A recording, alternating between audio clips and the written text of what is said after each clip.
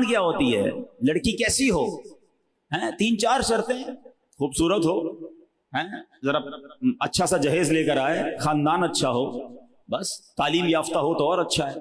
3-4 چیزیں. اچھا لڑکا کیسا ہونا چاہیے؟ اگر لڑکی والے مجھے سن رہے ہیں, بزرگ اپنے بچی کے لیے رشتہ ڈھونڈتے ہیں تو کیا دیکھتے ہیں؟ وہ کہتے ہیں نا کہ مرد کی خوبصورتی تو اس کے جیب سے ہوتی ہے, رنگ روپ نہ بھی ہو, پیسے والا تو پھر بھی چل جاتا ہے.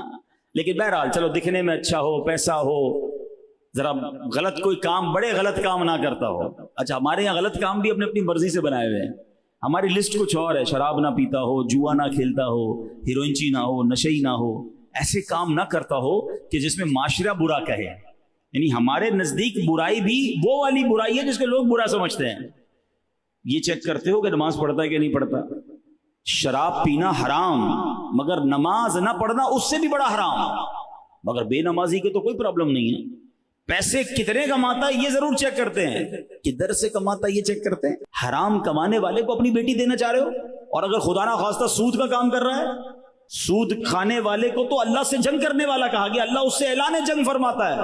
تم اپنی بیٹی کا رشتہ اس کے ساتھ کر رہے ہو جو رب سے جنگ کر رہا ہے. بچے گا, بربادی ہونا ہے. اچھا پیسے حرام کے ہیں, آپ کی بچی کو بھی حرام کھلائے گا, آنے والی نسلوں کو بھی حرام کھلائے گا. But nobody care. کون خیال کرتا ہے اس چیز کا؟ اللہ اکبر. اور اے نوجوانوں, جو اپنی ہونے والی بیوی کے لیے, بچوں کی ماں کے لیے جو ڈیمانڈیں ہماری, پہلی ڈیمانڈ یہ ہونی چاہیے کہ وہ نیک ہے کہ نہیں. یاد رکھو عورت, ماں جو ہے نا وہ سب سے پہلی درس گاہ ہے بچے کی. اگر ماں کا عقیدہ ہی درست نہیں ہے, وہ عورت جو ہے باعملی نہیں ہے, نمازی نہیں ہے, نیک نہیں ہے. آپ کو پتہ ہے غوث پاک جب پہلے دن مدرسے میں گئے, قاری صاحب نے کہا پڑھو بسم اللہ الرحمن الرحیم. غوث اعظم نے 18 پارے زبانی سنا دیے. پہلے تو قاری صاحب حیران ہو گئے, پھر کہا اور 19واں بھی پڑھو, کا اتنا ہی یاد ہے. کدھر سے یاد کر کے آئے؟ پہلے دن مدرسے میں آئے ہو. کہتے بات یہ, میری ماں حافظہ 18 پاروں کی تھی, میں ماں کے پیٹ میں تھا, ماں قرآن پڑھتی تھی, میں نے ماں کے پیٹ میں ہی 18 پارے یاد کر لی ہے. ٹھیک ہے, یہ ان کی کرامت ہے, یہ بات یاد رکھیے گا. اگر ماں نیک ہے تو بچے پر اس کا اثر آئے گا. آپ کو پتہ ہے خاتون جنت بی بی فاطمہ امام حسن اور امام حسین کو جب دودھ پلاتی تھی اور جھولا دیتی تھی تو کیا کرتی تھی؟ تلاوت قرآن کرتی تھی.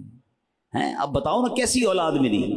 تو سب سے پہلا یہ فارمولا اگر آج سمجھ آ جائے نا, یقین کریں ہے بڑی گہری لائن, آج اس لائن کو یاد کر لو. اپنی بچی کے لیے رشتہ ڈھونڈنا ہو یا اپنے بیٹے کے لیے رشتہ ڈھونڈنا ہو, یا خود لڑکا سوچ رہا ہے کہ میں نے کہاں شادی کرنی ہے, یا میری بہن اگر کوئی سوچ رہی ہے, شادی اس سے کرنا جو اللہ کو راضی کرنے والی زندگی گزار رہا ہو. جو رب کو راضی کرے گا اللہ اس کو بھی راضی کر دے گا. اس سے شادی مت کرنا, یا ادھر رشتہ مت کرنا جو اللہ کو ناراض کر رہا ہے, کیونکہ اگر رب ناراض ہے نا تو لائف برباد ہو جانی ہے. ایک لائن میں نے آپ کو سب بتا دیا. اب رب کو راضی نمازی کرتا ہے, بے نمازی نہیں کرتا. رب کو راضی حلال کمانے والا کرتا ہے, حرام کمانے والا نہیں کرتا. رب کو راضی پردہ کرنے والی خاتون کرتی ہے, بے پردہ نہیں کرتی. ارے جس کا عقیدہ ہی صحابہ اہل بیت یا اولیاء کرام کے بارے میں درست نہیں, وہ شادی کیوں کرنی ہے؟ ہمیں سب سے پہلے یہ دیکھنا ہے اس کا ایمان کیا ہے, اس کا عقیدہ کیا, اس کے اعمال کیا. پیسہ تو آنی جانی شے ہے. آپ نے نہیں دیکھا کئی واقعات ایسے ہوتے, مالدار گھر میں بچی دیتے, تھوڑے دنوں بعد وہ کنگال ہو جاتا ہے. ہوتا ہے, کاروبار تباہ ہو گیا.